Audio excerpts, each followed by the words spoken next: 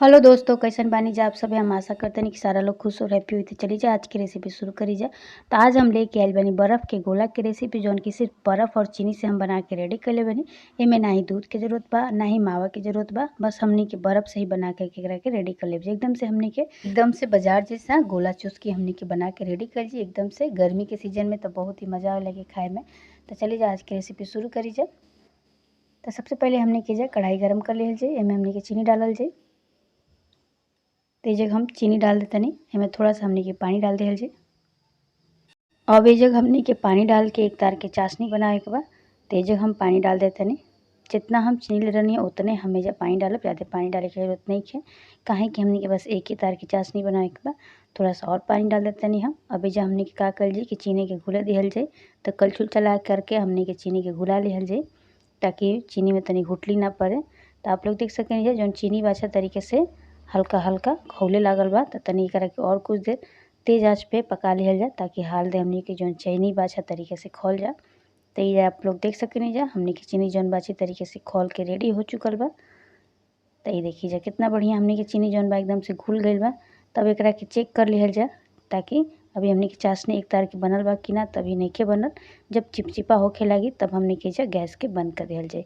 तब जा हमनी के दोबारा से चेक कर जाए।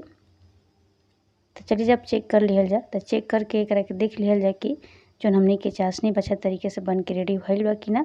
तो आप लोग देख सकेनी जा, कलर देख के ही समझ में आ गई हुई कि जौन हमनी के चाशनी बा बन के रेडी हो चुकल बा फ्रेंड्स। तब ये का कल जी कि गैस के बंद कर दिहल जाए। काहे कि अब इसे हमनी के ज़्यादा एकरा के नहीं पकावे के, बस एक तार के ही चाशनी बना के हमनी के रेडी करे के बा। तो चली जाए जा गैस बंद कर दिहल जा। अब एकरा के बनावे खातिर का कल जी कि चाशनी के ठंडा कर लिहल जाए।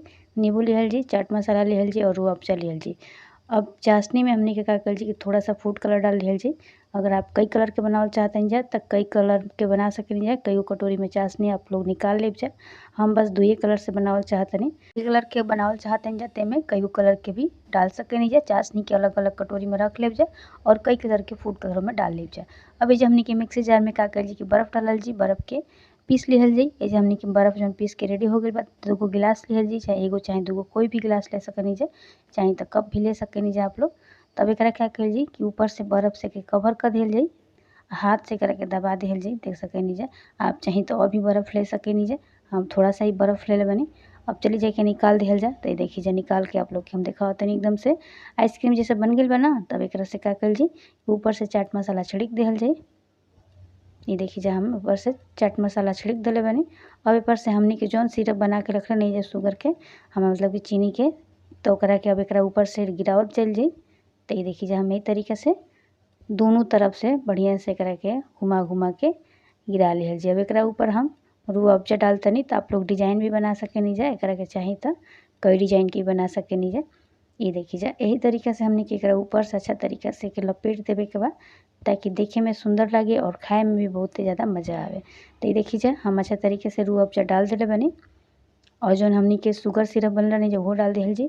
एकरा ऊपर थोड़ा सा नींबू निचोड़ दिहल जी। तो ये देखिए जा नींबू निचोड़ दिले बनी। अब एकरा के एकदम खाए खातिर रेडी हो चुकल बा। थोड़ा सा और चाट मसाला हम डाल दिले बनी। हमनी के ठंडा ठंडा बर्फ़ के गोला एकदम से बर्फ़ चूस के हमनी के बन के रेडी हो चुकल बाटे। तो एकरा के आप लोग एंजॉय करब जा, बहुत ही मज़ा आवेला एकरा के चूसे में।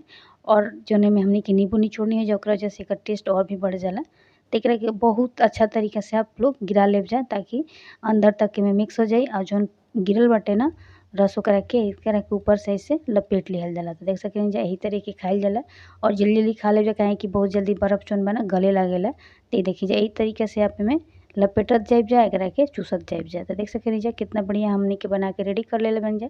तो अगर हमारी रेसिपी आप लोग के पसंद आई तो प्लीज़ लाइक और शेयर कर देव जा। और चैनल पहली बार आवेल जा तो प्लीज़ हमारे चैनल के सब्सक्राइब कर लेव जा। तो ये देखिए जा हम एगो कटोरी में ले ले बनी। यही तरीके कटोरी में ले करके एकरा के खाए के बाद। तब तक खातिर बाय बाय, फिर मिलल जी।